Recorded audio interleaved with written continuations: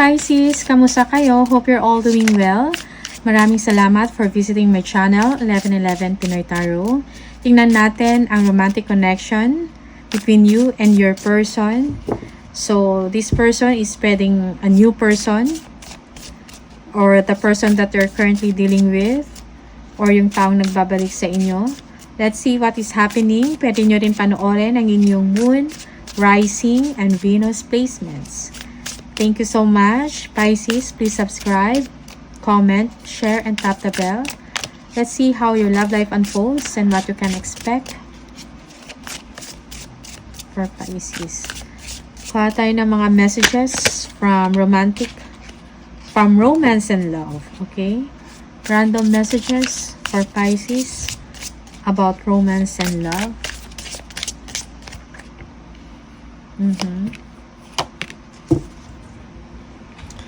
We have twin flame. Trust the magnetic pull of your twin flame. It will guide you towards them. We have the X. Healing from past heartbreak takes time. Be patient with yourself. Okay. Yung iba sa inyo ay nasa healing stage. Just came from a broken relationship. Okay. Be patient with yourself, Pisces. Heartbreak. Heartbreak is a part of the human experience. It will pass. Yes, it will heal. Time heals, Pisces. Okay? Sometimes kailangan mo i-embrace yung change na nangyayari sa inyo. You have to embrace the heartbreak, the hurt, para maka-fully recovered ka later on.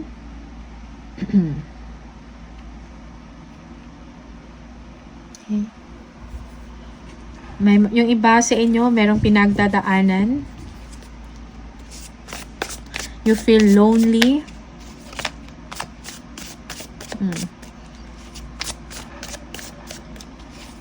Yung iba, you are in a twin flame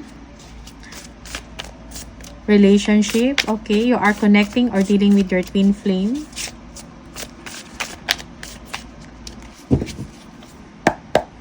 For Pisces, please. Romantic situation.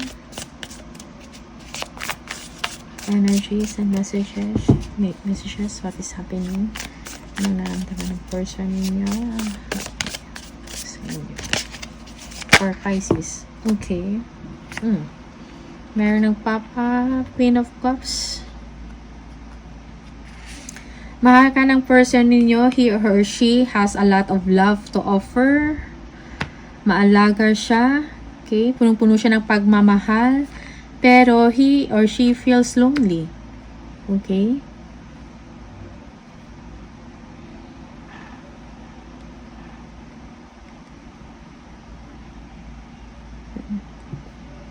Parang kailangan niya ng attention from you. He or she has a lot of love for you, Pisces.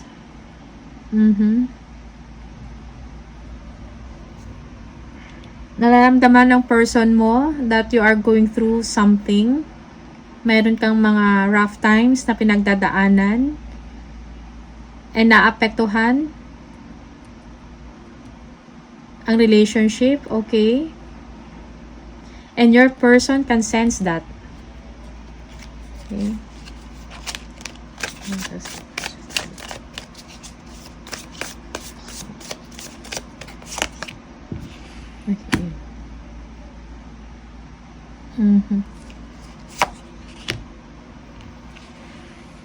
Okay.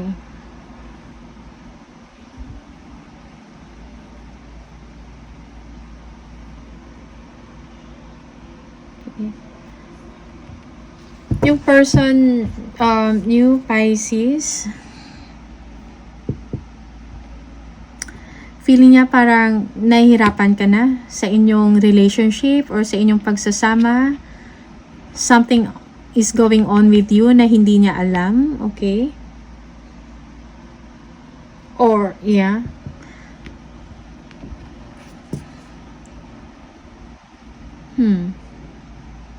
Parang nahihirapan ka sa inyong situation na hindi niya alam.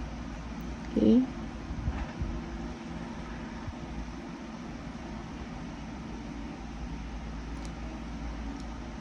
He or she thinks na parang stress na rin kayo, but you are not giving up.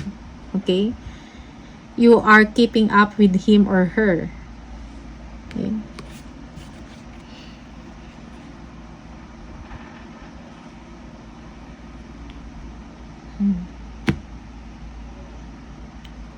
Yung person ninyo, gusto niya talaga i-work out at bigyan ng solusyon kung ano man yung problema sa inyong relationship. Okay? Naniniwala siya na meron siyang kakayahan to make it work. Okay.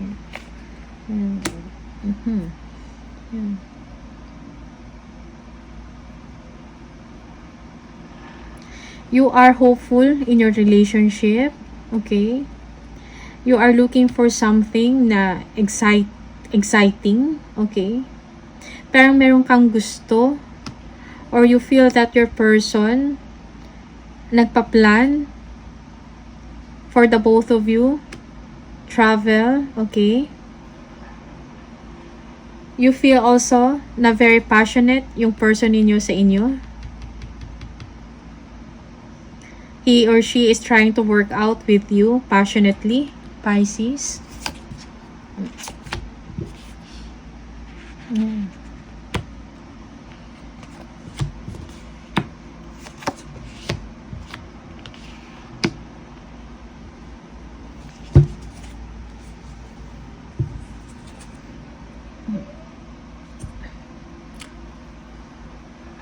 There is something that you want, Pisces. Okay.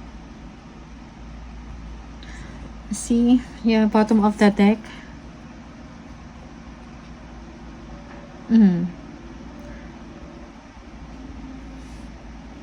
You feel that someone is entering in your life, okay? Parang meron kang nararamdaman, something special. Parang nagde-daydreaming ka, okay? Someone may crush sa'yo or ikaw to a different person, okay?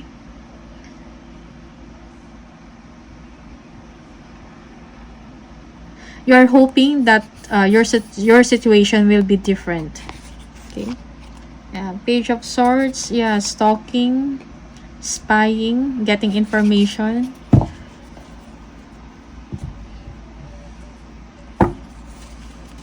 Let us see. Oops. Gusto mo makawala ng mga cards. Pisces, please, can you clarify?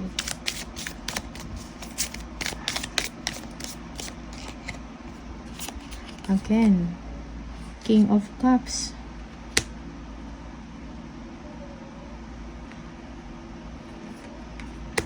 Nagkatalikod.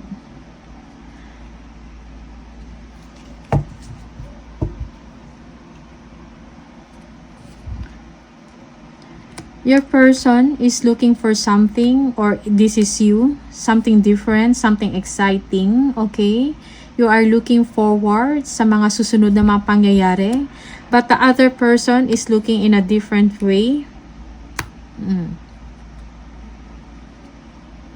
Yeah. The other person is not recognizing kung ano yung nararamdaman ng isa. Okay, so definitely merong gusto ng inyong attention, kulang ng attention, okay? Your person feels that something is happening with you, okay? Na naapektuhan ang inyong relasyon. Parang magkaiba kayo ng direksyon or ng tinitingnan. Or it's the other way around. Your person is looking for other, parang nagpaplano para sa inyong dalawa. Something exciting, okay?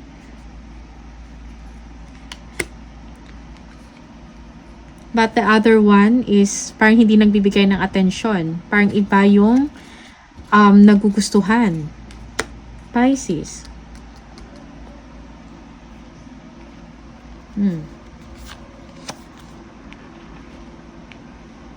Nine of Wands, okay.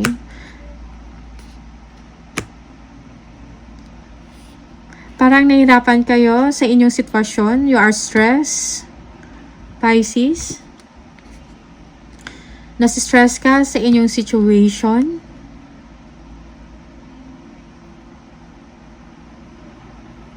And napapansin ito, nakikita ito ng inyong person. Okay?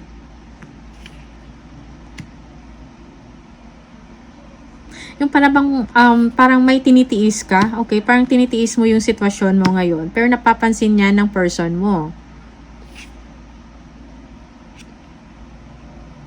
There's something that you want to do pero hindi mo magawa. Okay?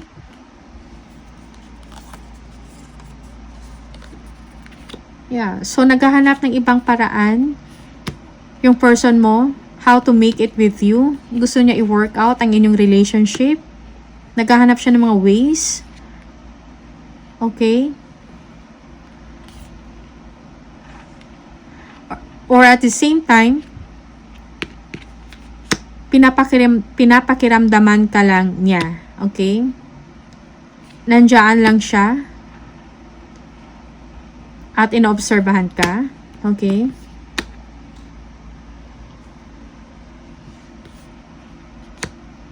Waiting kung ano yung next na mangyayari. Gusto niya i-work out. Meron siyang gustong gawin sa inyong relationship, sa inyong pagsasama, pero at the same time, parang wala din siyang magawa. Okay? It's because parang magkaiba kayo ng nararamdaman or magkaiba kayo ng direction. Parang you're not seeing eye to eye.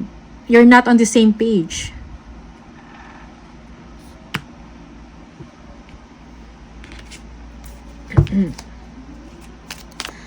Let's see. Pisces.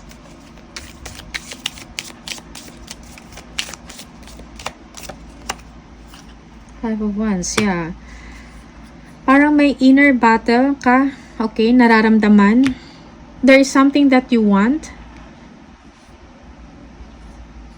Okay, parang ikaw lang din ang nakakaalam nito, Pisces. Parang nag-argue ka sa feelings mo or sa iniisip mo, sa sarili mo, I mean. Okay, because there is something that you want to do. Okay, parang you are looking or you are expecting of something. Okay.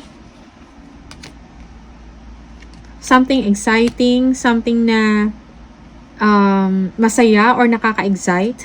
Okay? And this is something na parang nagkakaroon ng competition sa situation.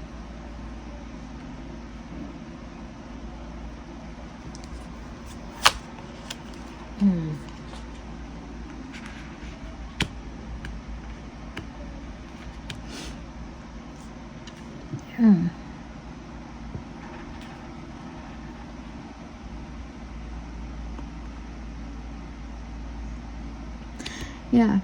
Your person is looking for ways na maging stable or na maging maayos, magkaroon ng cooperation.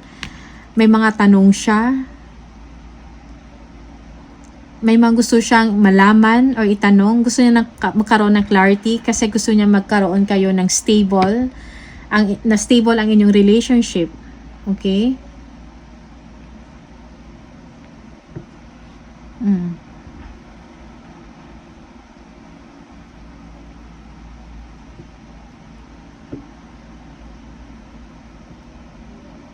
May mga tanong ang inyong person. Okay? May gusto siyang malaman. Kung anong nangyayari sa'yo. Kung ano yung nasa stress mo. Ano yung nasa isip mo. What's in your head. Anong mga plans mo. Okay? Kung anong nangyayari sa'yo.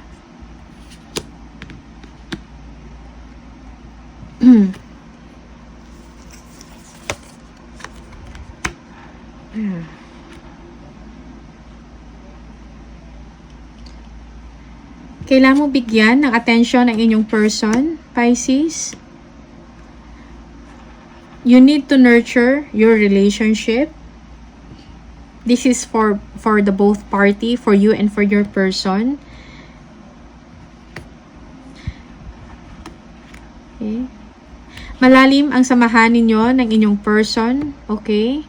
Merong foundation, parang na-establish na, and still growing, and kailangan in-nurture pa ang inyong relasyon. Because someone, merong silent treatment, someone is bored, okay? And hindi alam kung okay pa ba to, may problema ba sa relasyon ninyo or sa inyong dalawa, something like that. Parang merong tanong eh, okay? It's either you or your other person. Yeah. May ino-offer na affection or ng love. Pero yung isa is parang hindi nakikita yon, or parang hindi interesado, or parang bored. Because someone is looking for something exciting. Okay? Yeah.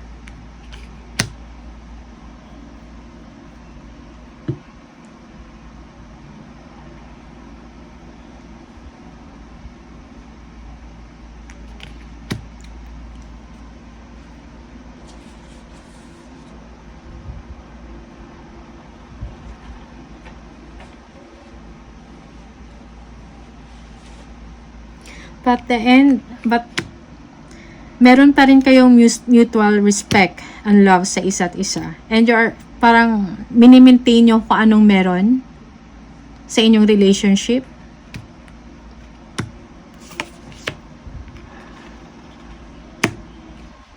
Okay. Kung nagsasama kayo, everything is taken care of. Parang kontrolado ang mga emosyon. Iniiwasan na mag-burst out yung isang person, okay? Just to maintain the status of the relationship or yung atmosphere ng inyong relasyon or sa bahay ninyo, okay?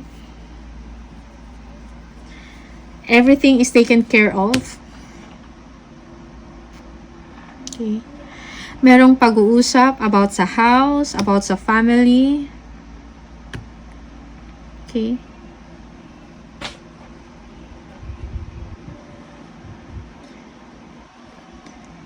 Meron pa rin understanding and patience. So, kailangan lang bigyan ng attention ang inyong person, Pisces. You need to be on the same page because someone is left out in the cold. Mahal ka ng person mo, Pisces, pero kailangan niya ng attention mo. Okay? He or she can sense na something is going on with you, na naapektuhan ang inyong relationship, ang inyong pagsasama.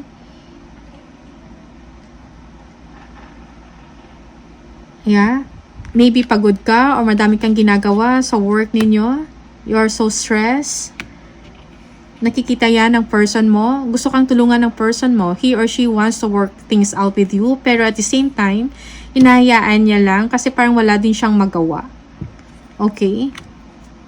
Nile-let go niya yung control. Ayaw kanyang kontrolin. Okay? So, kailangan ng attention. Kailangan in-nurture ang relationship para magkaroon kayo ng harmonious na pagsasama. Okay? Harmonious ang inyong samahan, ang inyong relasyon. Okay? So, kung ano yung nagbabother sa inyo, kung ano yung nasa isip ninyo, or mga concerns, or may mga plans ka, you need to communicate it with your person. Okay? Yeah. Tingnan natin. Ano yung mga random messages for Pisces? Pisces.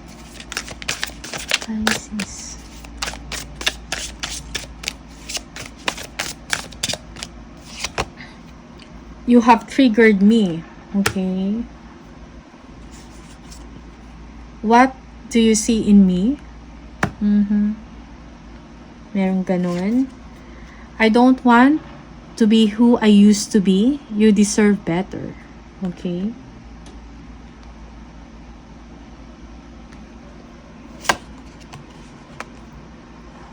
Don't put up with my BS.